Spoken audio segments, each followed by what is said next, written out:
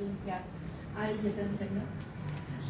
मार्गदर्शन तर ते ऑलरेडी तुमचे सर तुम्हाला खूप उत्तमरित्या करताय आणि तू खूप छान परफॉर्म करताय आणि खूप चांगली प्रगती करताय.